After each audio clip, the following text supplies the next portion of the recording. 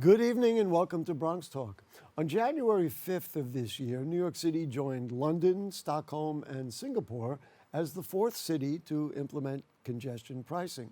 Tonight's guest is known as Gridlock Sam, a former traffic commissioner who's been behind the concept of charging a toll for driving into busy Manhattan for decades.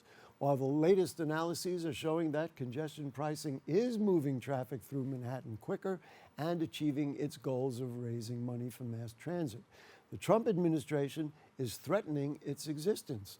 All of that is on our table for discussion this evening. Please join me in welcoming back to Bronx Talk. Now, he was here back in January of 1997, a former transportation commissioner who is a Ted Kheel Fellow at Hunter College. He's commonly known as Gridlock Sam. Sam Schwartz, nice to have you with us. Gary, pleasure to be here. Thanks for joining us. You know, I was thinking about this moniker of Gridlock Sam. You're actually anti-Gridlock Sam. I mean, the whole thing you've been doing is that you don't want gridlock. No, it wouldn't be as catchy. Well, let's just talk about you and transportation and New York City. Was there a light bulb one day that lit and you said, you know, I think I'm going to do this for the next decades of my life? Or did you kind of get stuck one day and said, I can't have this? You know, how did you get started? Well, I was a physics major at Brooklyn College, and first generation, knew nobody that went to college except a brother of mine who, 10 years my senior, a physicist at MIT at the time. And I went to see him about what graduate schools I should go to, and he said, at best, you'll be a mediocre physicist. Why don't you go into something you like, cities? He put it in an equation. Cities plus math, science, not good enough to be a physicist, good enough to be a traffic engineer. Wow. And I went to graduate school. Were there other traffic engineers that you could say, gee, I want to be like him or her? Or was it really, because growing up here, I recall reading you in the Daily News all the time, and I'm not aware of any other column like that. Yeah, what has happened is there's a lot of copycats. So you can go all over the country now and you'll see Dr. Gridlock and the Gridlock guy and others. So I you really were that. Original. I mean, to some form. Wow, congratulations. Not easy to be that. When did you first think congestion pricing, when you finally got a moment to step back and take a look, when did you say, you know, what if we charged a toll, et cetera, et cetera? It goes back, Gary, more than 50 years. First of all, I was a New York City cab driver in the 1960s while going to college. Enough of it. Yeah. So I did experience it. And in 1970, under Richard Nixon, there was the Clean Air Act that dealt with mobile emissions, cars. And I worked on a plan to reduce the number of cars in Manhattan. Carbon monoxide was a big pollutant at the time. And so we proposed tolls on the East and Harlem River bridges as early as 1973. And that still has not come true, though. We have congestion pricing, but those bridges don't have tolls. Well, until 1911, the 4 East River bridges had tolls. They did? Oh, they how did. Interesting. Mayor William Gaynor removed them in a popular move in 1911. And in 2011, I created a toll booth mirrored on the original toll booths at the Williamsburg Bridge and tried to collect a dime, which was the cost for an automobile. This is, you know, kind of tangent to what we're going to talk about. Do you still think that would be a good idea, or no, that now that we've got congestion pricing, let's not overtax people who are driving the cars? I think congestion pricing is the right approach at this point. I'm going to move forward in history. 2015 with Move New York, you proposed congestion pricing for central Manhattan, created incentives. What happened to that? I mean, I know there were other steps before that, but we'll never get to the present if we don't stop. If we go back a decade, congestion pricing barely had a heartbeat. And so myself and a couple of colleagues kept it alive. We came up with a plan, Move New York, which resembles parts of the plan of today, but also a big difference was we said we should lower the tolls at every other crossing, such as all the Queens to the Bronx crossings. The Whitestone, the Triborough, the Whitestone, Triborough, Throgs Neck, Henry Hudson Bridge, they're too expensive. But the Midtown Tunnel, you know, and all the East River bridges should all be priced the same. What we have today is some of that. They pick the same area, Manhattan south of 60th Street. Now, that's interesting because that's a built-in compromise to say, well, we're going to charge you when you get to Manhattan, so we'll be a little nicer to you if you're going to go through the Bronx and even into Manhattan. Very, very interesting. So then what changed? This was approved, what we have now was approved in 2019. How did that, somebody finally say, all right, let's do it? Well, it took the governor. The governor was certainly no fan in the early 2012-13. This is Governor Andrew Cuomo. Andrew Cuomo. Okay. And then he got hammered in the summer of 2017 with the summer of hell, in which the transit systems all around were collapsing. Also, social media became dominant in terms of a group called the Riders Alliance, activated all its the riders. So the last thing he needed politically, even if it was a good idea, was to be the one to suggest $9 a car or $15 a car. Until he was cornered. And he was cornered in 2017. He finally came out and said, the time is now for congestion pricing. And in 2018, he appointed some panels, 2 panels. I was on both panels, and we recommended congestion pricing. I was pushing for that, lowering the tolls elsewhere, didn't get that through. So Andrew Cuomo was the bull in the china shop that got this made it happen. Done. Interesting. Now he's no fan of it. Well, that'll be interesting because, of course, people expect he's going to announce for mayor. You sent us materials, and I want to show them and then have you comment on just partially, because everybody hears about congestion pricing. These are the numbers. This is what it costs, et cetera, et cetera. So here's the first thing. The goal to reduce traffic and travel time, lead to safer streets and cleaner air, reduce emissions, improve quality of life, and then, of course, as I mentioned earlier, raise revenue for public transit improvements. Which of these stand out, or they all stand out?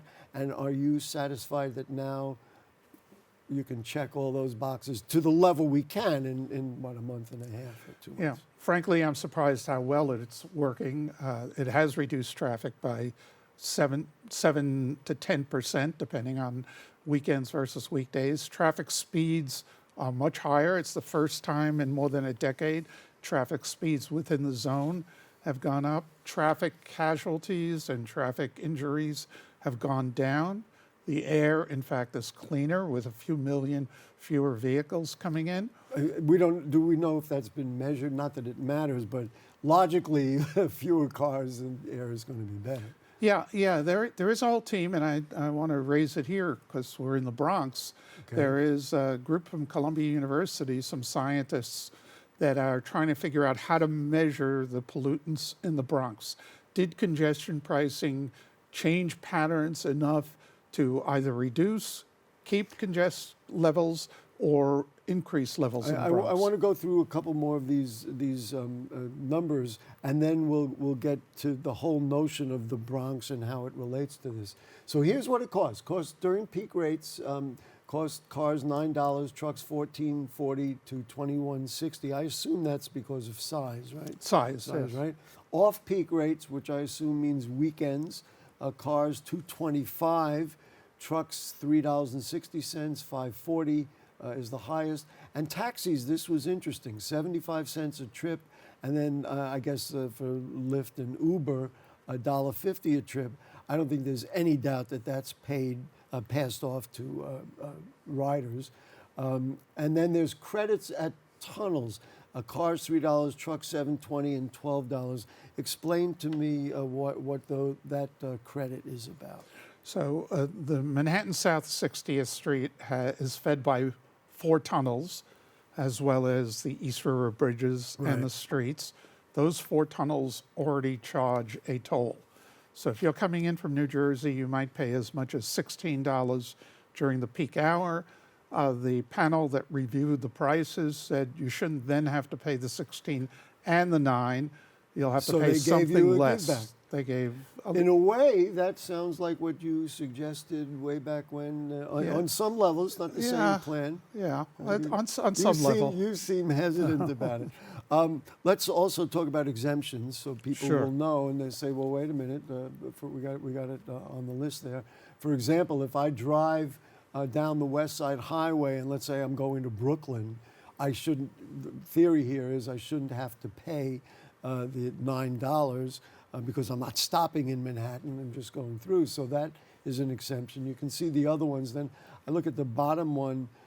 Qualifying emergency vehicles and school buses. That's nice to know. This is all based on the readers that read license plates. Is that maybe you could describe Yeah. slightly how that Yeah, works? first of all, everybody watching today, if you do drive into the area, get yourself an Easy Pass.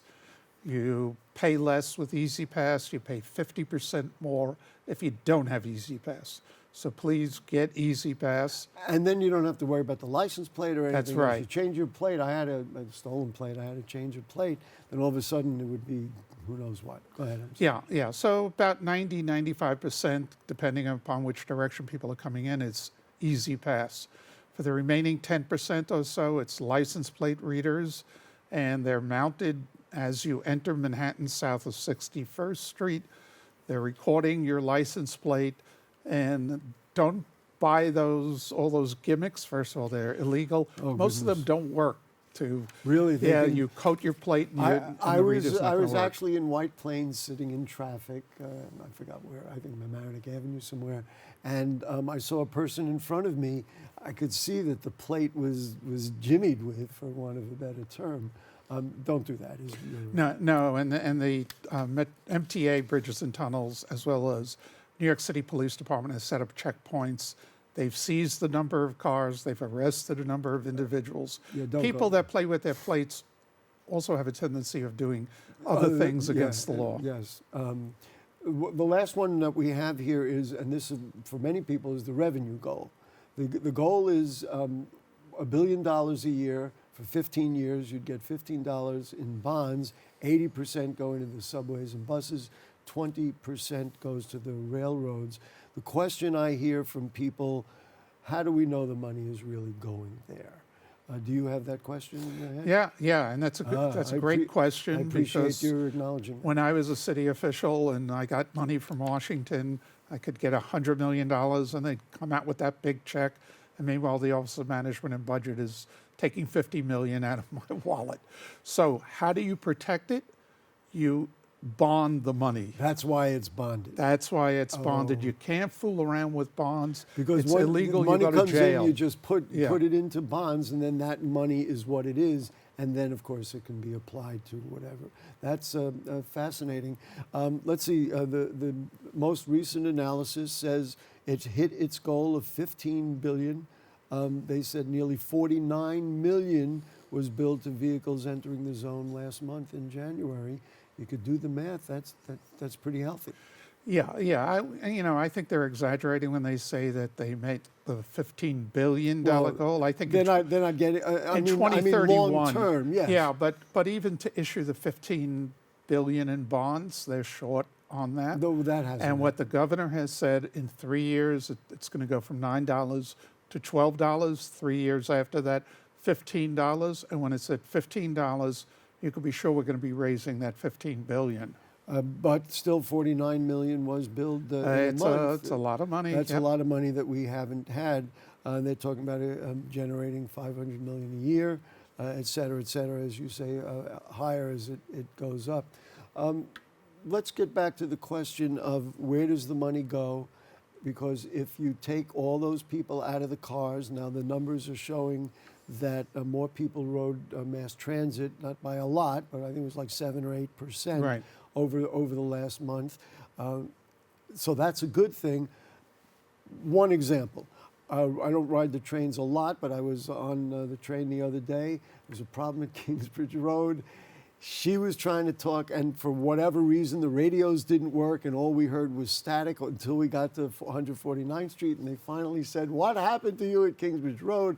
She had had a technical problem with a number of things. We heard the whole thing, the system didn't work. Is that the kind of thing that we won't have to deal with because it's not efficient in the future if we get this money? Yeah, yeah. In many cases, we're relying on signal systems that were built in the 1930s. They're going to reach Radio their, systems like they're what I going to just reach the heard. century mark Right. soon. We have lots of stations that are not accessible. There'll be far more stations that will be accessible.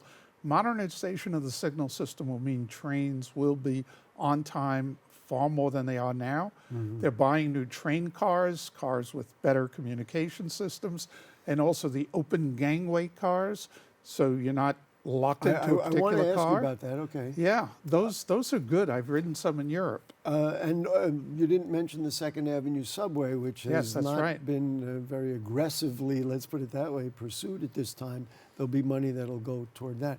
Let's talk about, I forget the model number of the new cars. I've heard people say, you know what, that means somebody could commit a crime and escape a lot easier than if they were boxed into the one car. Yeah, I think people can always find some example, but for the most part, you enter a car, you're not comfortable in that car. The car could smell, or there's somebody that's just lying across and you don't want to be in that car, It's or too the hot air or too conditioning cold. We've been down doesn't that work. road for You sure. could easily walk to another car and you don't have to worry about opening doors and then being between cars. I don't know how many times I've had to run out of a car at a Right, stop yes. and then go into the next car. So those are the kinds of things. How, from a technical standpoint, how good are the readers? In other words, we've talked about trying to futz around with them. That's a Bronx word, by the way, futz. Trying to mess around with them. But are they efficient? I mean, can we be assured that if they read a license plate, they're getting it, or an easy pass, of course? Yeah, I think that they're more than 99% accurate when they read a plate. There's still some that they can't read. Some people have defaced their plates. There are people, believe it or not, Gary, that have a switch that flips license plates. There are others who have another switch. For the amount of money it costs to make that thing, Yes. they probably should just pay the $9. Exactly. There are people that hate the idea of cameras watching. There's a fella in Staten Island who put flowers up blocking all the speed cameras. Wow. So this is a tough town, as you know. Well, as we know. You mentioned the Bronx and air quality, which is central to who we are in this borough. We have so many issues, especially in the South Bronx. A lot of people have been concerned. I haven't seen any numbers because I'd notice it if they were out there somewhere, about people, let's just say, coming from Westchester, popping into Woodlawn and then using up spaces there and then jumping on the train to save the money. Do we know that that's happening? Just what are your thoughts about that whole issue? Yeah. And it's not only the Bronx. I'm sure Long Island happens in the border, Douglaston, let's say, in Queens, that kind of thing. So the thing that has really activated a number of people, particularly in the environmental justice community in the Bronx, is that the MTA forecasts that some drivers who are driving from New Jersey to Queens, Long Island, instead of going through Midtown, would go up to the George Washington Bridge and take the Cross Bronx across. Well, that's what we need. Let's get more traffic on the Cross Bronx. Exactly, and that's what raised concern. A few things. One, we haven't seen that, and also the fact that there is a credit that's given at the Lincoln Tunnel means that maybe more people are going down to the Lincoln Tunnel rather than take the George Washington Bridge, which gets no credit. So I think it's been a wash for the Bronx. I think what really has to happen is to deck over the Cross Bronx with beautiful parks. And forget what the governor came up with, the state DOT. They said $2 billion to put a platform up. Gary, I've built platforms over the FDR Drive. I've built platforms in Canada over highways. It doesn't even come close to $2 billion. That's nonsense. Wow. That's when an agency says, we don't want to do it. Which is certainly of concern. You know, I was just thinking about, again, somebody, let's say they ride down the Deegan and then they'll just get off at 149th Street or 161st Street, or even go to that 138th Street backs up a lot, but they could go to 138th Street and leave their car there. That's not a good thing for the people of the Bronx. No, and I don't think there were a lot of parking spaces for people to do that. So there's no. So here's a business idea. People now I want to do this in the right location. but build a parking lot just for this reason, you probably could do quite well. In the right place in the Bronx. I don't want you in the middle of somebody's neighborhood. But find some, an empty lot and put up a parking lot that's adjacent to a highway and near a subway, you could probably do very well. Yeah, I think those are the kinds of things that maybe some of this revenue could go towards. Let's just talk about the federal government. I mean, we're talking about all the things that we like to see here. President Trump has made it clear he'd like to stop it. From a legal point of view, standpoint, can he do this? Does the federal government? I mean, there's going to be a court case no matter what happens. But what's your read of what you're hearing from Washington and the viability of it? Yeah, I've been in touch with the MTA lawyers. I'm not a lawyer, but back in 1976, when I was first looking at the tolls on the Eastern Harlem River bridges, the Secretary of Transportation, under a Republican, Gerald Ford was the president at the time, said there was nothing illegal about putting the tolls on the East River bridges. He singled out the Alexander Hamilton Bridge. This was in a speech or in response to? It was in response to an inquiry. Can you legally do it? I don't think the federal government has a leg to stand on. Nonetheless, could the president withhold money from New York City? Absolutely. In some form. Can he make life difficult for New York City? Absolutely. I'm hoping that he doesn't. One of the one congressperson from New York City, Nicole Malliotakis, right now there's a split with her constituency in Staten Island. The people who are riding the buses are thrilled with congestion pricing. Yeah, because the buses are moving across town zipping. And up and down much better. Yep. So they're thrilled. On the other hand, there are drivers who are concerned because it costs them a little more money. I guess we'll wait to see what happens. Another thing that comes up, and I'm just going to ask you this in a personal way. Are you scared when you ride the trains? You ride the trains a lot. I don't ride them a lot. I ride them sometimes. No, I mean, I'm street smart, so I have an antenna, ready if something happens. But no, nothing's happened to me, and I've been riding for 7 decades. The numbers have shown that subway crime plummeted in the first month of 2025.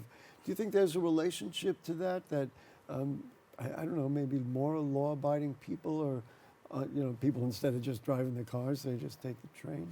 Yeah, I don't want to make an assertion that I can't back up. Yeah. We had the COVID years. Very few people were riding, and emptier car trains seem to attract criminal element. It's easier to commit a crime, get away with it. Now that the trains are more crowded, there are more people there, so you're less likely to see these crimes. I hope that's the case.